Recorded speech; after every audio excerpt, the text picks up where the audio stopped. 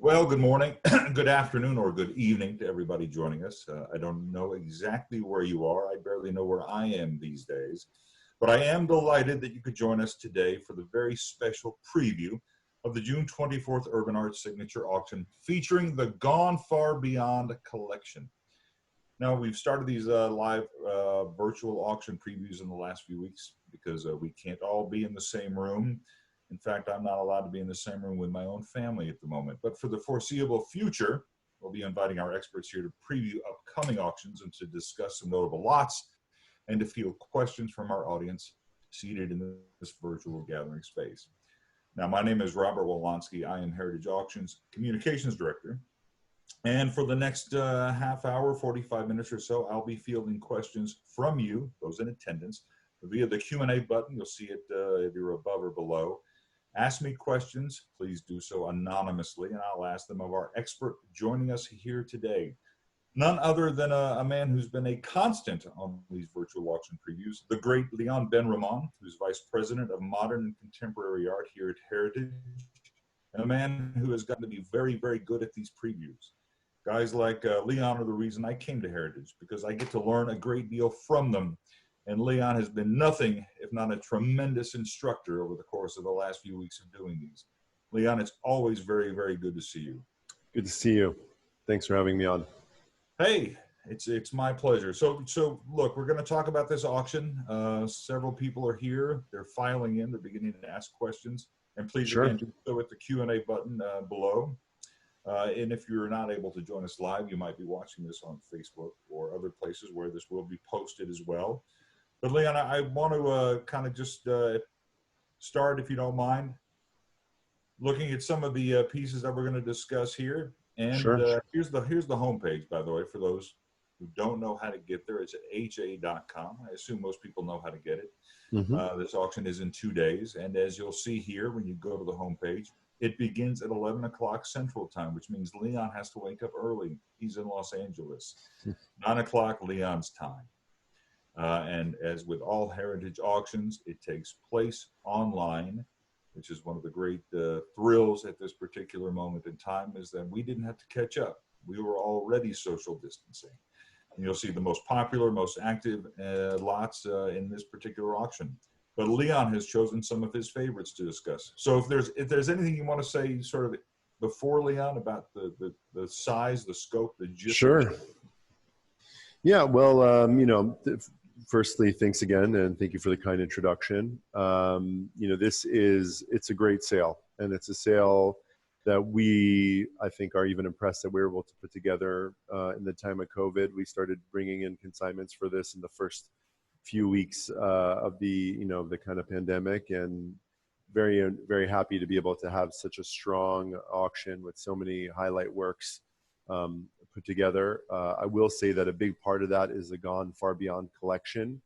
Really important collection that we've been actually selling for a period of time, and that we're going to be continuing to sell over the next long period of time. It comes from a single consigner in the United Kingdom, in London, who kind of got his start in the 1980s.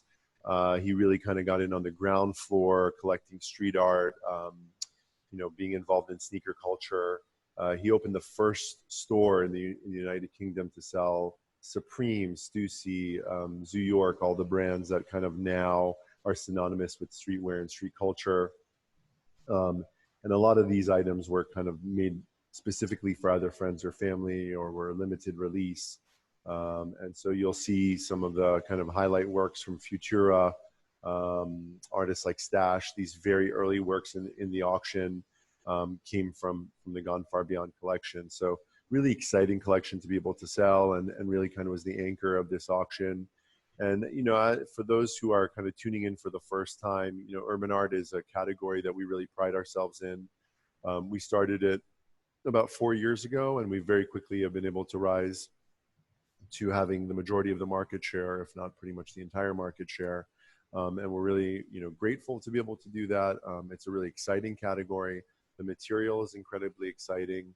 And so this auction is just a really great overview of some of the best that we get in our urban art auction. So, Robert, as you mentioned, this sale is on June 24th. It starts at 11 a.m. Central Time. That's for our first session. We have a second session that starts at 1 p.m. Central Time.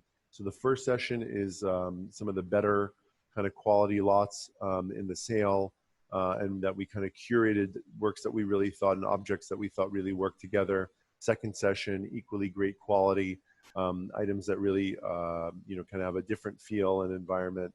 So the first session is a live auction. So there will be an auctioneer calling out all the bids, so you can place your bids live. And the second session will be an online only session. So that's just to kind of give you an idea of the genesis of the sale. And with that said, I mean, I want to start off with kind of the artists that we look at and sell so frequently, most frequently, none other than Cause. The artist Brian Donnelly, affectionately referred to as Cause. That's his tag and, has been. And this is his most well-known, most kind of visually arresting artwork. It's the Cause companion. This is a dissected companion. So the history of the companion is quite interesting. Cause created the image in 1999, which started out as his kind of take on Mickey Mouse and the Mickey Mouse character. And it slowly evolved over time. In 2001 and 2005, he had made some changes to it. And finally, in 2011, released, throughout that time period from 1999 to 2011, released different sizes of the Cause companions. And in 2011, decided to make them in a 4-foot version. And so this is a 4-foot Cause companion. So they're rumored to be editions of 100. They're not numbered, so we can't know for sure. But the general consensus is that there were only 100 made, and there are 6 different colorways. So a black regular companion, gray, and brown, and then dissected versions of each of those colors. So this is the dissected black version. For those who are not familiar, these can sell anywhere between $80,000 and $140,000, even $160,000. I've heard private numbers even higher at $175,000. The auction estimate for this work is $60,000 to $80,000, and the bid is currently at $40,000.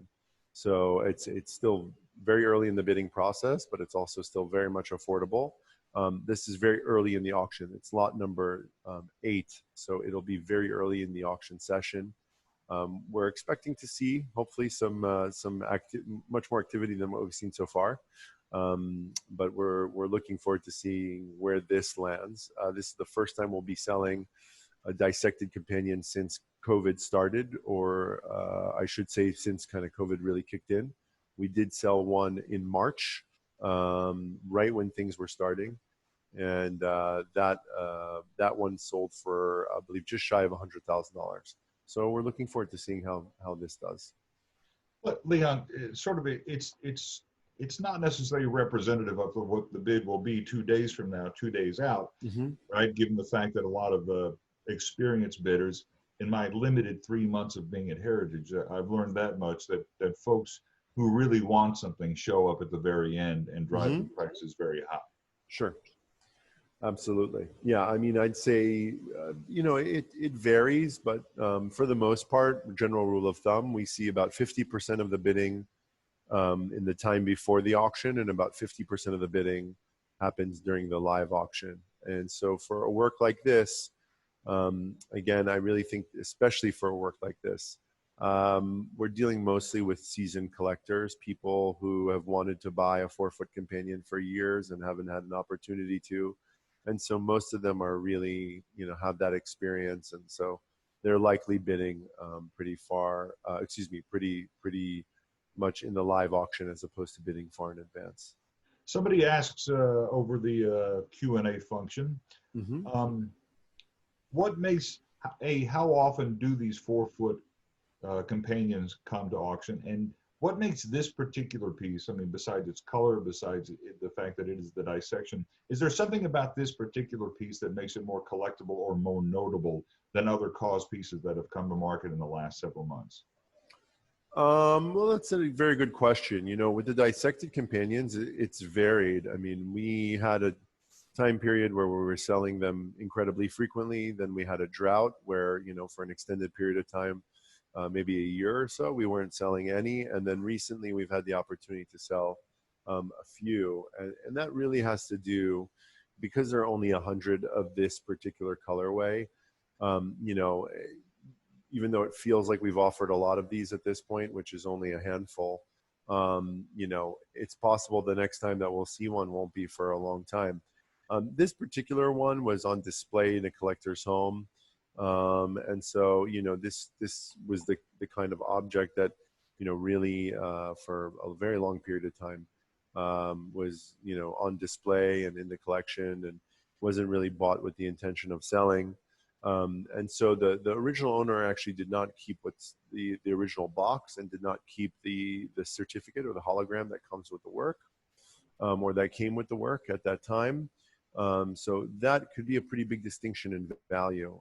We find that the 4-foot companions that do have the box and the original hologram will tend to sell for much more. We've sold those in the past for $130,000, $140,000. But without the box and the certificate, you know, some collectors place a lot of value in the box and the certificate, and so they'll bid a little bit less for those that don't have it.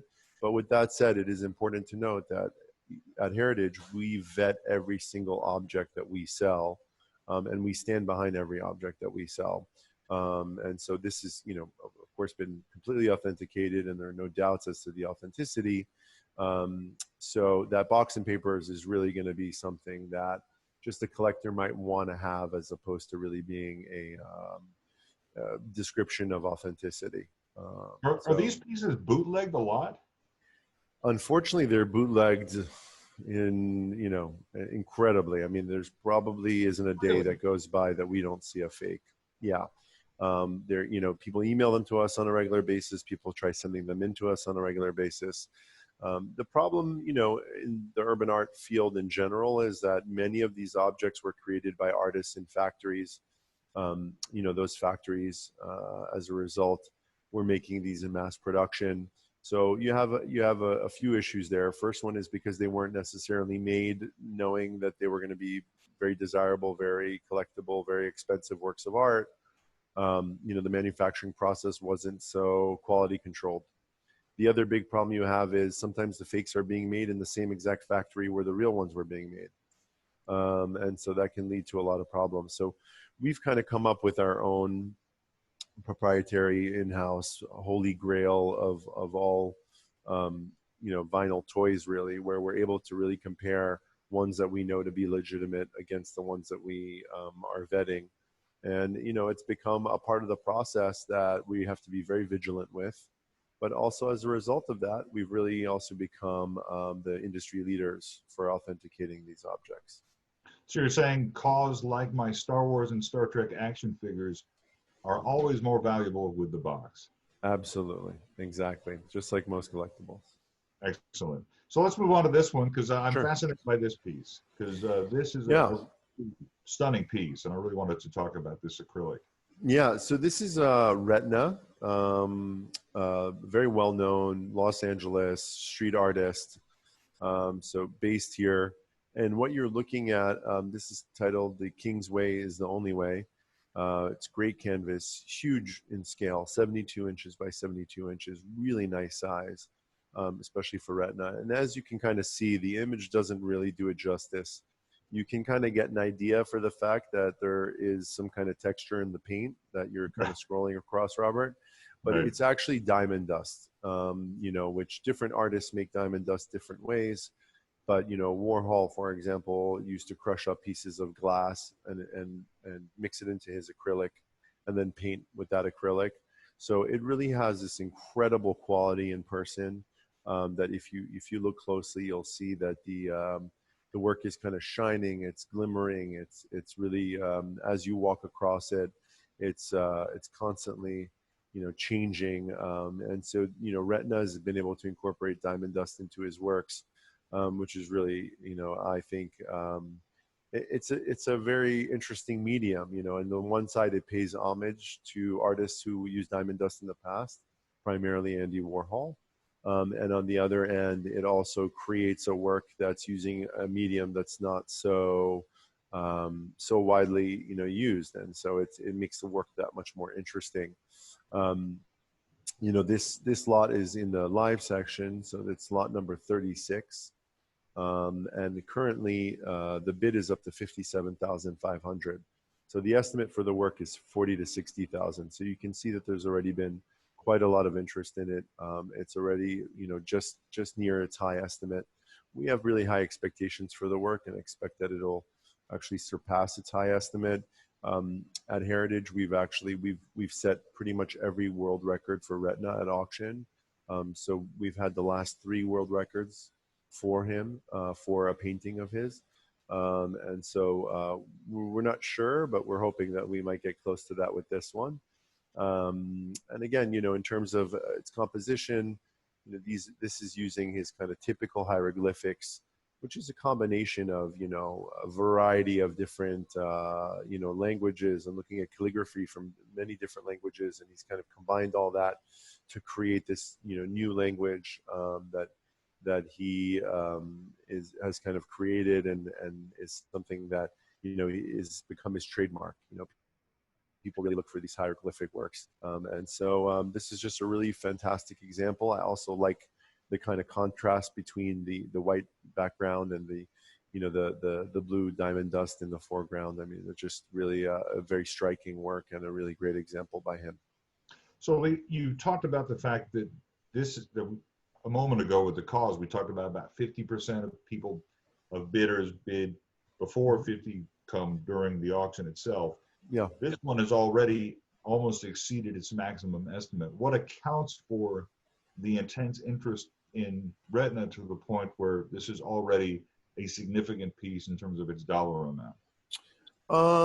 You know, I think it's just bidding style. You know, as I mentioned with the 4-footer, I think a lot of those bidders are a little more experienced, and they have, you know, they've collected for a long time, and maybe they have a strategy for when they bid at auction that includes, you know, bidding live.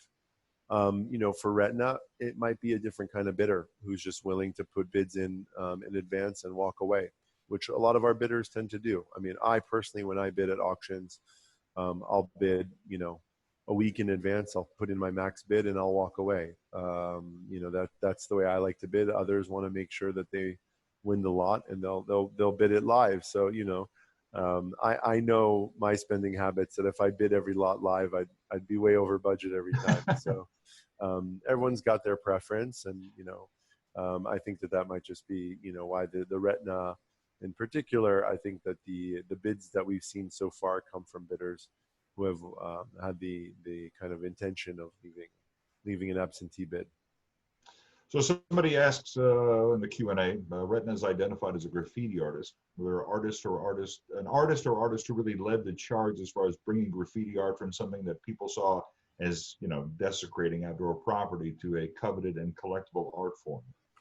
Yeah, that's interesting. I mean, I would agree with that statement, but I would really place Retina more as a street artist. If you look, Retina, for the most part, especially out here in Los Angeles, where most of his public works are, you know, Retina usually gets permission to paint the sides of the buildings where he's working, which, you know, for me kind of distinguishes graffiti from street art. For me, graffiti is something without permission, and is, you know, what, at least in the 1970s in New York, was considered vandalism. You know, and for me, street art is where, you know, the artist is approaching a property manager, much like, for example, Invader, who we'll look at very soon. You know, before he puts up a tile mosaic on any building, he usually asks the owner of the building for permission. He might not have done that earlier in his career, but he does that now. So let's talk about Invader. Sure. Because this is a significant piece, obviously, Yeah. and is a French artist. Yep. But this is plexiglass. This is something very special and very different. And I have to say, it's clearly one of the most popular pieces so far. It's one of the most viewed thus far. Yep. Yep. So let's talk about this. Sure. So this is a Rubik's Cube work, really well known for Invader.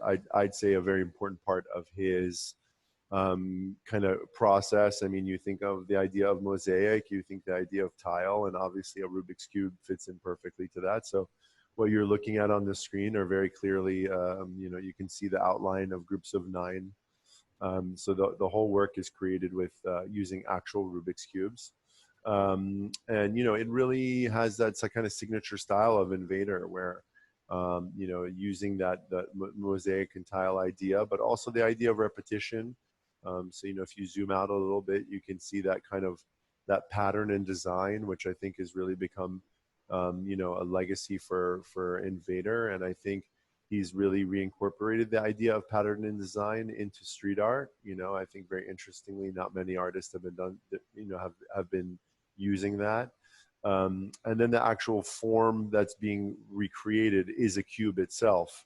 So if you look, the yellow is kind of the top part of the cube, and then, the red and green sides. So that idea of repetition, even within the work. So the work is so successful on so many different levels. The idea of the repetition of the image, the idea of the repetition of the tile, so many of these things, just he hits it home so well. You can see the signature there on the back, a work from 2014. I will say that this work definitely has a lot of presence as opposed to kind of usual 2-dimensional works that are kind of really flat on the canvas or really flat on the wall. As you can see there, this comes out due to the Rubik's Cubes, comes out 3 1/8 inches. So it really feels and looks like a wall sculpture. So I want to just make sure that people are aware of that because it just has a really incredible presence. And for me, the sides are almost the funnest part because you really get to see the 3-dimensionality of the work, and you get to really see the fact that it is an actual Rubik's Cube. Yeah, that only proves the point how difficult this actually was to make to get these pieces to line up in that particular way. Absolutely. And I will point out this is lot number 53 in the live session.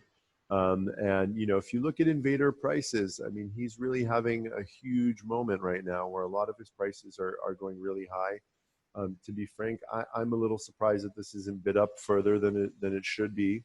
But right now the bid's at 20,000. Our estimate is 40 to 60. So we really have high expectations for this work.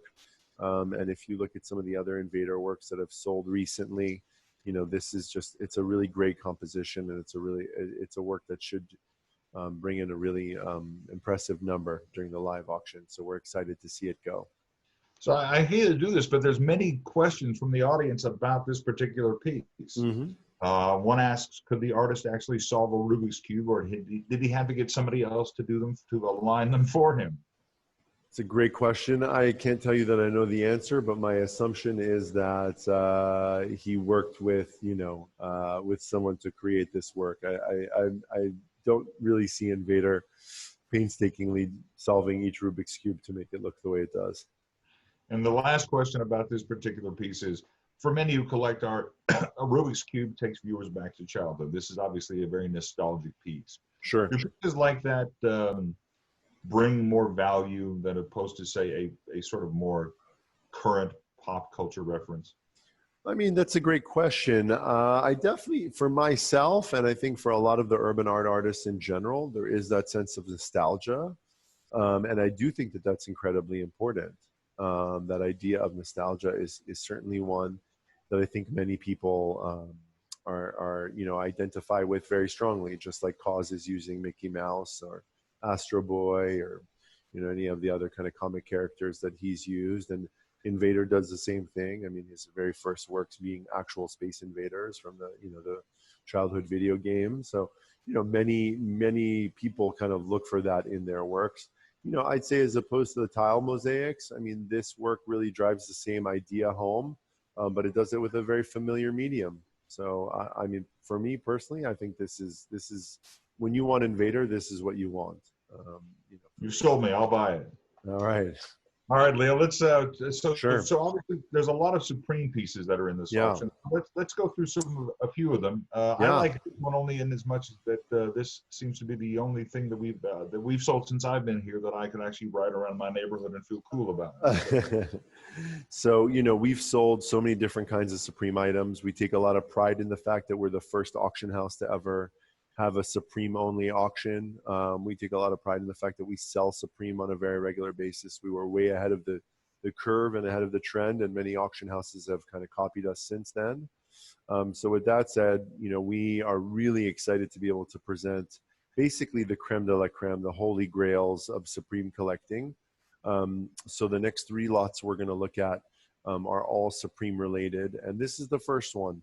For people who know Supreme, this is basically as good as it gets. This was a collaboration that they did with Honda.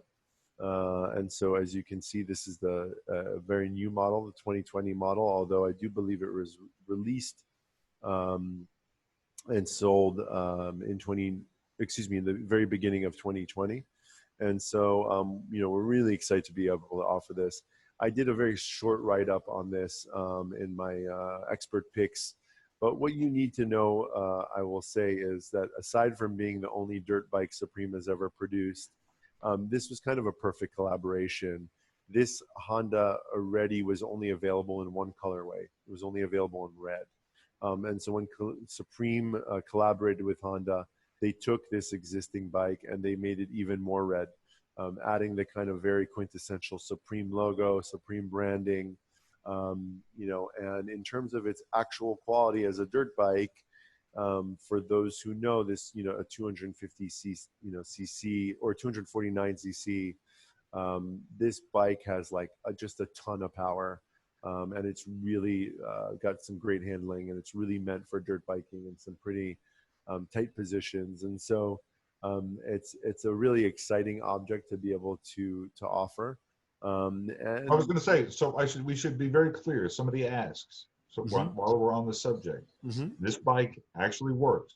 It is not decorative. This is not decorative. This is an actual, honest to God, you are meant to ride this thing. Yeah, this is a working bike. I mean, if you wanted to take this out dirt biking, you could. Right now, the bid is at $19,500.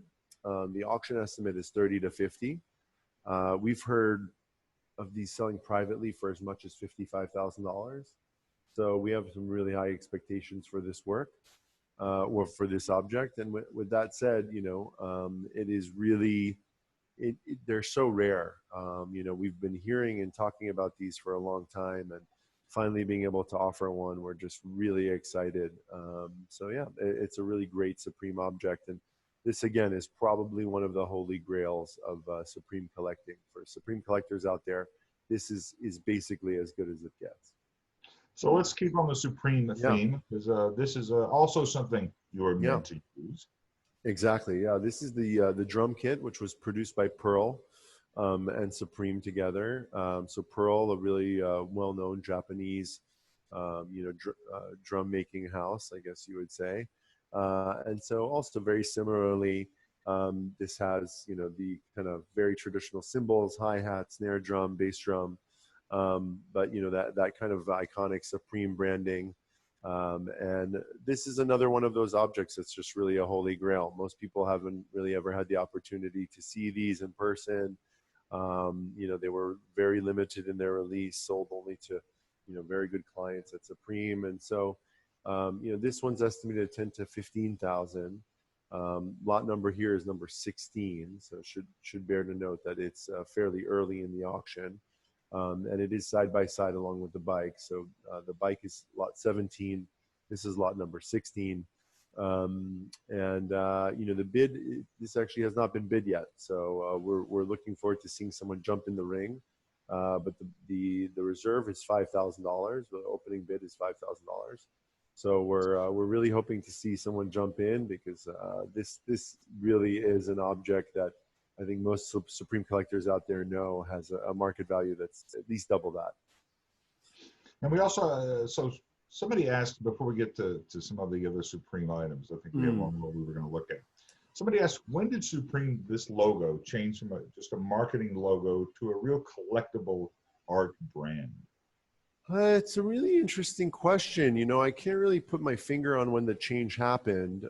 I grew up in New York and in New York City, and a lot of my cousins were very into skateboarding and skateboarding brands, and we're buying Supreme T-shirts in the 90s, and we're reselling them already, to Japanese collectors, or primarily Japanese collectors actually, who wanted Supreme items but couldn't get them because they weren't located in the U.S. They were buying these things on eBay already, in the mid 2000s. I'd say really the secondary marketplace for Supreme exploded about 2 to 3 years ago. That's really when it kind of started. And then it's really kind of propagated now through places like us, and some of the other secondary market resale websites that have allowed people to continuously trade them. But in terms of the actual collecting of Supreme, I think you can trace that back to when Supreme started, by all means. So Well, that's this, part of what we're looking at here, yeah, sort of the exactly. trend over the years. Yeah, I was about to say this is a really great kind of example of a historical look at Supreme. These are a group of 90 stickers, some very rare stickers, some of the most kind of iconic ones that you may have seen, may not have seen. This is lot number 25 in the auction, and so it's in that same section with the other Supreme items. And this group of of stickers is just, if you wanted to buy Supreme and you really want something historically important, this is a great lot to buy everything in just one shot and not have to worry or think about it very much. This group is estimated at $1,000 to $1,500, and the bid is currently at $500, but we expect it to do much better than that. Some of these are impossible to find. So for a young Supreme collector out there, this is a really great start. You get everything from Britney Spears to Vans to Public Enemy to Yeah, Bruce Lee and everything in beyond, in between. everything in between. This is really just a very eclectic collection. We have one other group of stickers that's being offered, but not nearly as rare, and so the auction estimate is significantly different for that group. But that's also, I believe, either the lot before this or the lot after this, so you can look out for that as well. I'm going to buy them and just put them all over my car. That would definitely be an interesting look on the car there. I feel like it might diminish the value of the lot, but would increase the interest in my vehicle. Probably Next right. All right, so let's. I love this Futura piece, by the way, so I really wanted to make sure we get to this. Yeah, so this is a really great Futura canvas. So for those who aren't familiar, Futura is really, at one point referred to as Futura 2000. Lenny, as many of us affectionately refer to him. I actually did a panel discussion with Lenny not too long ago here in LA during Freeze back in February, one of the last great art events to go to before the shutdown. And he's just such an incredible artist. He's been on the scene for so long. He's been practicing since he was in his teens. And he's been one of the few that has kind of stuck through and has really just continued beating the drum. And so what you're seeing now in the marketplace is that people are finally paying attention. He's finally having his due. And some of the hardest works to find are works from the 80s and 90s. Those are the most sought after. That's what everybody wants. So this is a very early work of 1992. In relation, not just necessarily to his age, but really in terms of, people were not on it yet with Futura in the 90s. So the people who bought Futura in the 90s really understood it and were really pioneers. They were very early on. So this has his kind of very typical, kind of very well-known point man character there on the bottom left. It's got his tag there in the center, and I just love the way he kind of blocks that out. And makes it stand apart from the rest of the composition. And then he's got kind of these really beautiful touches of spray that he's so well known for on the right side of the canvas. So all in all, this really just has everything you'd want from a Futura canvas. And on top of that, it's a really great size. It's 48 by 63 inches. And he painted this while he was in Berlin. So, I find that just in terms of an overall composition, this is just, it's a really great Futura work to own. And given how hard it is to find works from the 90s, it's a no-brainer. It kind of looks like a 4AD album cover. There is something sort of, I mean, it really is a special and spectacular piece. Yeah, no, it's got so much, you know, and I even love the title character reference. You know, there's just, you know, when it comes to Futura, you know, again, finding canvases from the, you know, 2000s or even the 2010s, you know, not as difficult, but finding things from the 80s and 90s, really hard to find. So a canvas from 1992 is just, it's a really great thing. Excellent. So I want to talk about, we obviously looked at claws earlier. Now we're here talking about bear brick. Sure. Similar in as much as that's using a figure. This is the Kubrick, I believe, right? No, this is actually the Coco Chanel bear brick. No, I'm talking about the figure itself. This is the Chanel, but I thought their character's name, and maybe I'm mistaken. I had done some reading on bear brick because I'd like to be prepared for you, Leon. Sure, I appreciate that. Yeah, the Kubrick is a different kind of character, different size and different look. This is the traditional bear brick, and this is produced by Medicom. Very similarly to Supreme, Medicom has become this company that's just incredibly well versed in doing amazing collaborations. So this was a collaboration that they did in 2006, so already 14 years ago, with Chanel. Chanel had, you know, I believe the artistic director at Chanel had seen these bear bricks kind of floating around and seen them in Japan. And so Chanel approached Medicom and they decided to do a collaboration. So this is actually Coco Chanel. They displayed these in basically every Chanel store across the world. And what makes these really great is they're numbered. So as you can see down there on the image that you're at, it says Chanel number, you know, 1116, you know, playing off the Chanel number 5. For a long time, most people believed that these were an edition of 1,000. We've since learned that they were an edition of 1,000 plus some for people who worked at Chanel. And so without, you know, giving away too much, we can say that this, you know, did come from someone who was in the Chanel family, so to speak. Is that, I'm sorry, so that's when we get beyond 1,000. Those were given to friends. Is a Chanel employee. Either Chanel employee or a friend or family of the Chanels, of the Chanel family. So yeah, basically, this you know, this being number 1,116 was one that was not kind of distributed widely to the public, but was given to friends and family. So you know, we have sold this, I believe, for as much as $30,000 if my memory serves me correctly. The opening bid here is $8,000. The estimate's 10 to 15. You know, we love selling this image. It's super iconic, being that it's one of the only, or it might be the only numbered bear brick that I can kind of think of off the top of my head. You know, the fact that it's numbered and it's numbered so kind of distinctly on the back there, you know, I just think that this makes it really a very collectible item, something that most people are going to want to add to their collection. So, you know, this is, it's really nice to be able to sell this, and due to the provenance, I can say that the condition is really fantastic. So that's always something that we enjoy.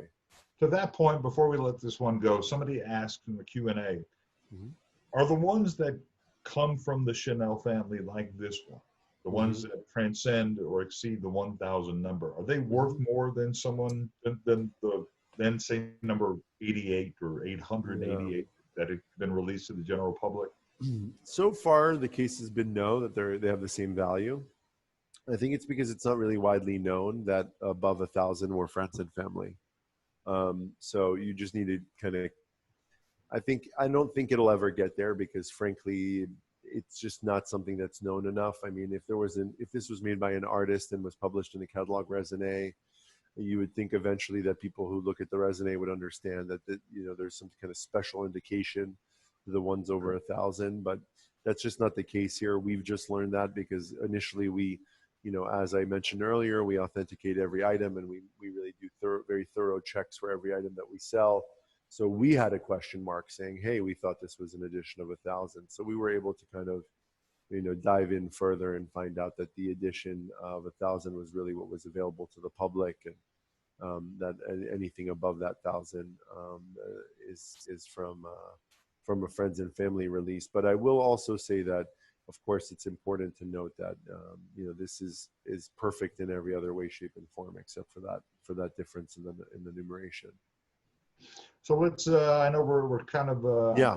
I know you have a busy day, and other folks may. Appreciate that. But look, Yep. this is. I've said this several times. You and I've done this. I could talk to you all day about every Appreciate single. that. Yeah. So let's talk about Subprime Nation. This is Yeah. Peter Tunney. We have a few Peter Tunney pieces in this auction. Yeah.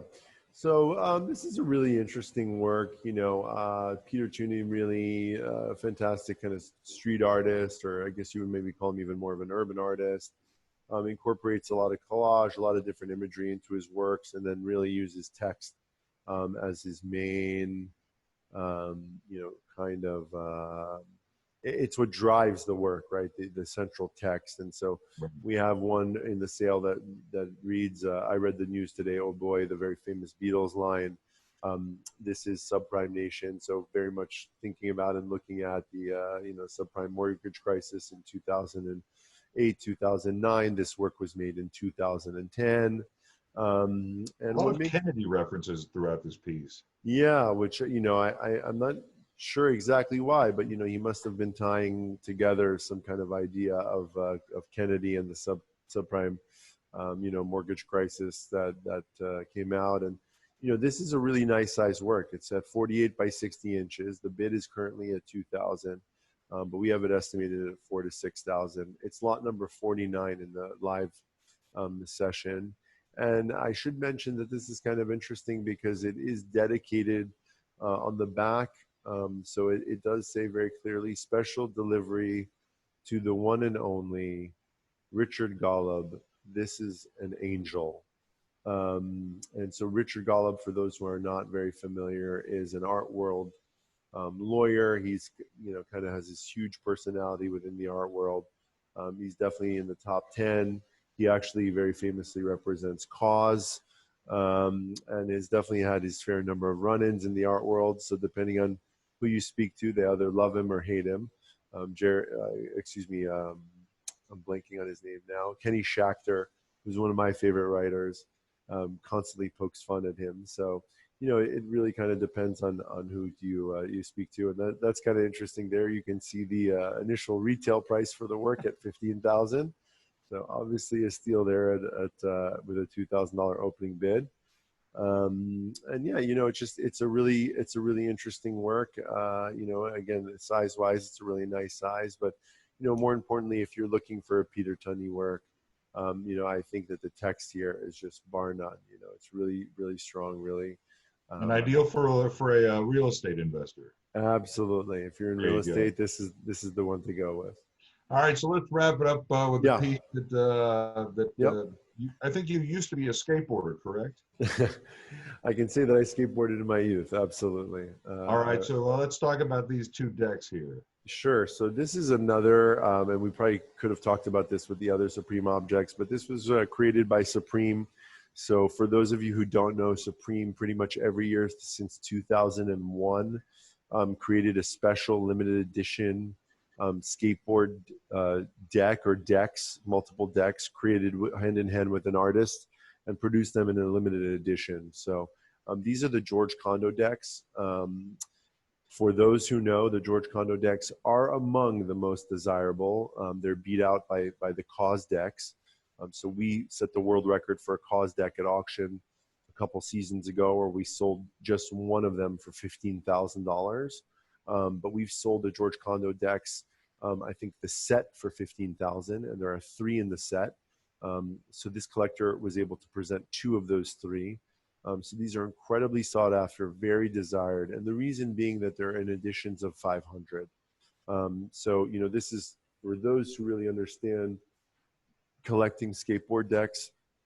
This is basically a limited edition print, in a much more exciting and interesting medium by using a skateboard deck. So even though these aren't signed or numbered, we do know that they were editioned in 500, and they are stamp signed on the back, which is important to note. So there is that kind of sense of limited, and that sense of rarity. So these, all of those projects that they do with artists, You know, they've done Jake and Dino Chapman. Man, I'm actually blanking out on some of the other artists that are really most well known. Don't come to me for help, Leon. Yeah. But excuse me, Robert Longo. So many artists that they've worked with, you know, and really made these skateboard decks with. Every time they're limited, and every time they're co-produced by the artist and by Supreme. So that makes it a really fun object. And these were done in 2010.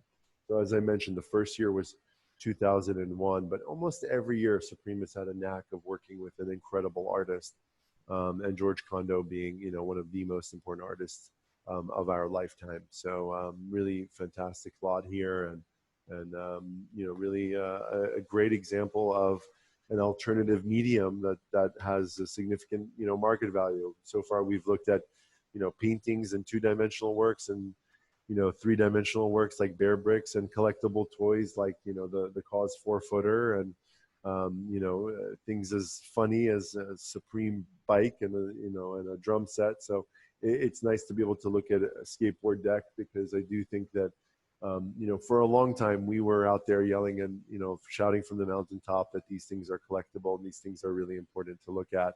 And now over the years we've been able to finally show that through, you know, repeated auction results that has shown the significance. So, you know, just in closing, the bid on these is at $14.50, but, you know, again, we expect them to do much better during the live auction. So before I have a real quick question about this.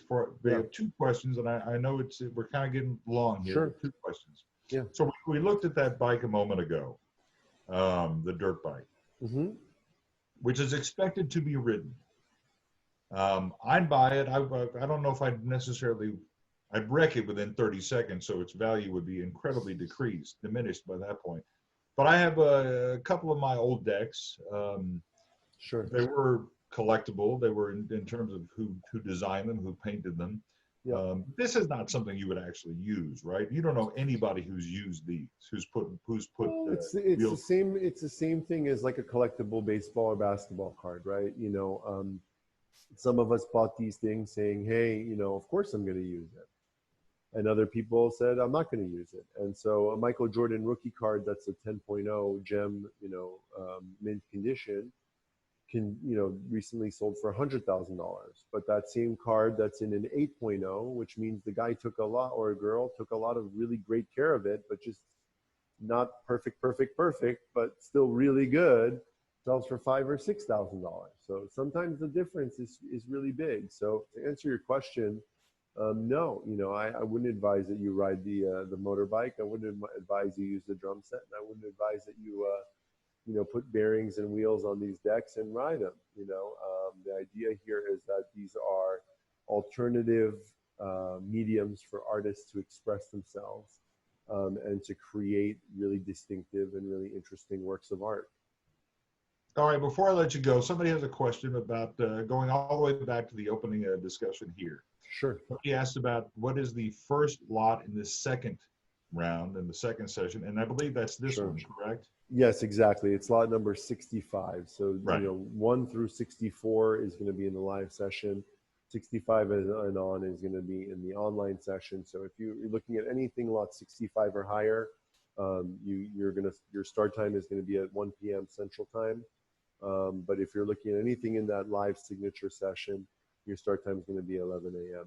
And I was going to say, the second session is always a little bit more affordable. That said, I desperately wanted these Beastie Boys, and they're already at $825. And they're great. They're awesome. I mean, you know, for those of us who grew up with Beastie Boys, and recently there was a documentary that aired that I thought was really great. You know, these are the kinds of things that people, again, they got them, you know, when they were made, and this is in 1999, and, you know, who would have thought, 20 years later, 21 years later, that they would be super collectible, and that people would be, buying and selling them. So there you go. It breaks my heart. And the Ron English, I'd love to have that. I'm sure I won't be able to get that. This whole thing is terrific, Leon. You put together tremendous auctions every single time. Thank the you. one in 2 days is certainly no different. There's an extraordinary amount of varied pieces throughout. And so Yeah. Just to mention again, so the sale is on Wednesday, June 24th, in 2 days. And then just also to put in a very quick plug, we have our next urban art sale after that on July 8th. So definitely worthwhile looking at that sale as well. So between those two sales, and again, just to also reiterate, we do urban art sales every month. So there is one every month, calendar month of the year. So there's always opportunities to see great things. These live signature sales, signature sessions, like the first session on Wednesday. Those are typically some of the rare quality material that we don't get into as frequently. But I strongly encourage people to look at the entire sale front to back. And if people have questions for you before this one, if they want to consign with you, it's leonb@ha.com. Indeed, leonb@ha.com. Always happy to help. Well, Leon, I really appreciate you doing this. It's always a real pleasure to talk to you about this stuff. I don't pester you in real life just because I know I can do it here. So thank you very much. Appreciate that, Robert. Thank you very much for having me on. Yeah. See you next time. Thanks. Right, and thanks to everybody who joined us. We'll talk to you next time. If you have questions, you know where to get them. leonb@ha.com. Bye. Exactly. Thanks.